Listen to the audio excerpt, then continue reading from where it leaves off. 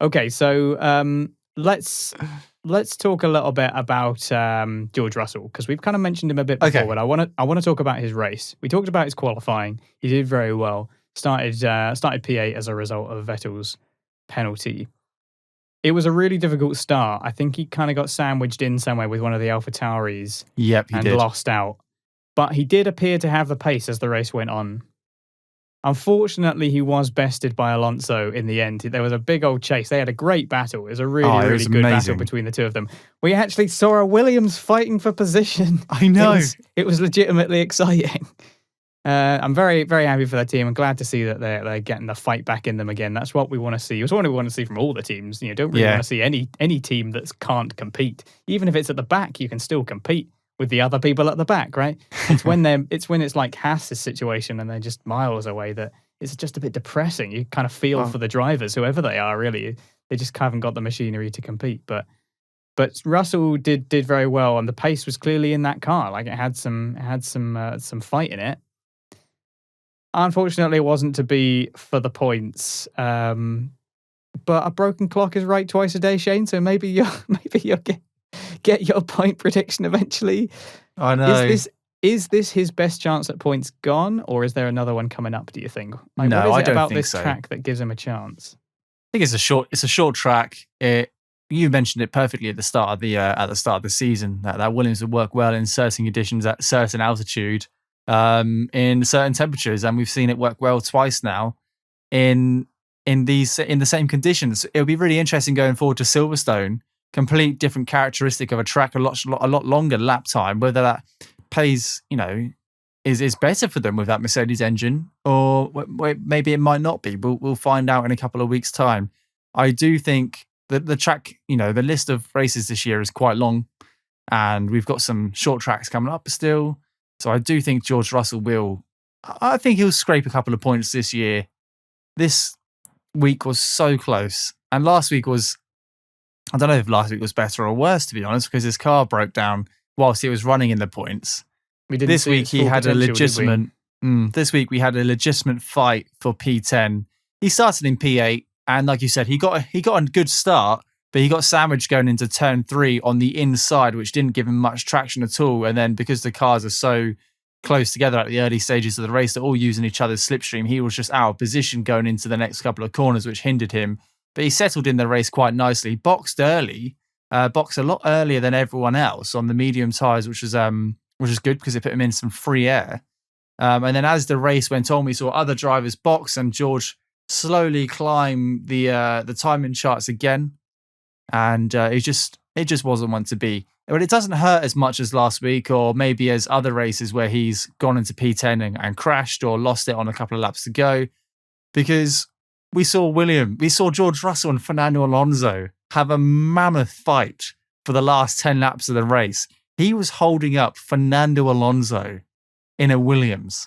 The way George was positioning that car was absolutely incredible. And it just goes to show, actually, if you're racing with no one in front of you, you're 2 seconds faster than you are if you're defending from someone behind you, because George and Alonso, they were 2 or 3 seconds slower than the rest of the track because they were having this mammoth battle. But it just goes to show that putting your car in the right position, you can hold up anyone. And that's where George's racecraft is really coming alive. And we're getting to see what George is like competing against world champions and competing against the middle of the field. We've all seen George in the Mercedes. Yes, he was in the best car of the grid and overcome his teammate. We've seen him in the Williams fight his teammate and then fight people at the back of the grid and occasionally up to the midfield. But for the last 2 weeks, we've seen that Williams and George Russell fight on merit for points, both races.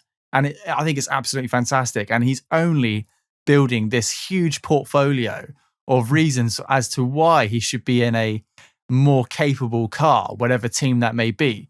And I say portfolio, it'll probably be a PowerPoint, but just what a race. I mean, I am absolutely devastated that he didn't secure a point for Williams. And the team looked mortified as well. I mean, maybe not mortified. The team looked distraught because they put so much effort into it and all their hopes were being pinned on George Russell.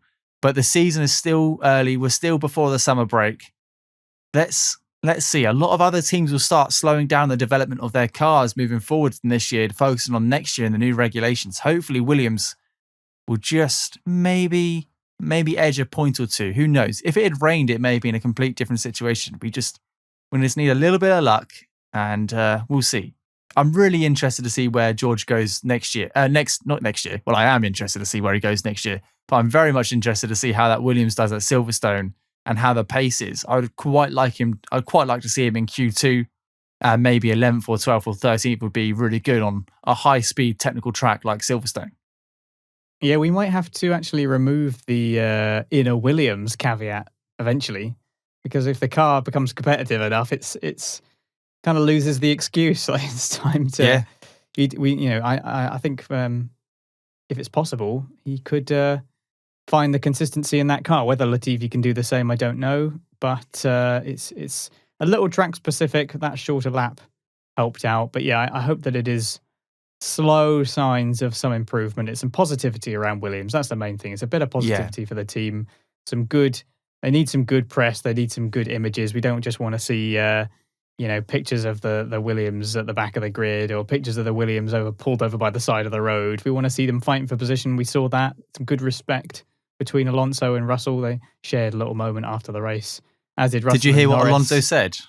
Did you hear what Alonso said to the TV cameras? No, I didn't know. When he crept up he said something along the lines of, when I caught up to P10, I thought he wanted it to be anyone but Russell. And I was like, what a guy. He obviously didn't want to overtake him, but obviously wanted to at the same time. And they, like you said, they shared a little sideways hug at the end of the race. Massive respect between those two drivers, and it just goes to show, actually, you can have a mammoth battle without overshooting and going too deep into some corners and running into the gravel. Other drivers, please take note. That's how it's done. Yeah, I was watching those incidents, and then somebody would make a pass, and I'd be like, "That's how you do it." Yep, exactly.